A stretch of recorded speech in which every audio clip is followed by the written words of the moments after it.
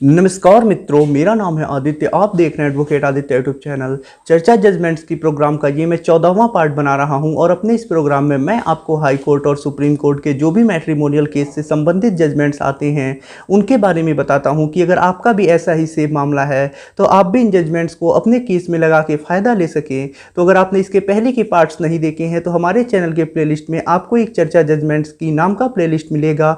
आप वहाँ से जाके इसके पहले के पार्ट्स देख सकते हैं। उसमें भी मैंने अच्छे अच्छे जजमेंट्स के बारे में ही बताए हैं और अगर आपका भी वैसा ही सेम मामला है तो आप इन जजमेंट्स का यूज भी कर सकते हैं। इन जजमेंट्स को लगा देने से आपके केस में आपको काफ़ी ज़्यादा फायदा मिलेगा।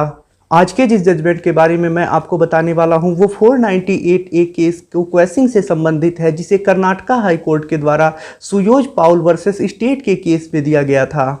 इस केस में कुछ ऐसा मामला है कि जो पत्नी होती है वो अपने पति और उसकी माता पे भारतीय दंड संहिता की धारा 498A, 504, 506 और 34 में केस दर्ज करा देती है और उसमें पत्नी आरोप लगाती है कि जो पति है वो पत्नी को भरण पोषण नहीं देता है, उसको खर्चा नहीं देता है। जो पति और उसकी माता है वो उत्पीड़न करते हैं उस महिला के साथ, और जो महिला होती है 2017 में अपने पति के घर से गई होती है लेकिन 2020 में केस दर्ज कराती है, यानी काफ़ी लेट से केस दर्ज हुआ होता है। और इस पे वो महिला तर्क देती है कि वो चाहती थी कि उसका घर बस जाए, वो इंतजार कर रही थी कि उसका पति आके उसको ले जाएगा, लेकिन जब नहीं लेके गया तो इसके वजह से ये केस दर्ज कराना पड़ा।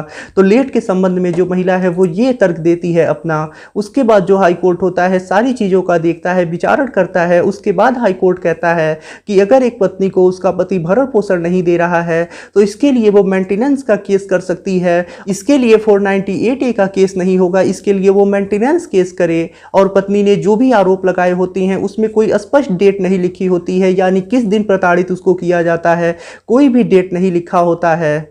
और साथ ही साथ हाई कोर्ट कहता है कि जो पत्नी ने आरोप लगाए हैं उससे ऐसा कोई मामला नहीं बन रहा है कि पति और उसके घर वालों के ऊपर ऐसा केस लगा दिया जाए। और इन सब आधार पे पति और उसकी माता के ऊपर जो केस लगा होता है हाई कोर्ट उसे क्वैश कर देता है और उसके बाद पति और उसकी माता दोनों बरी हो जाते हैं उस केस से।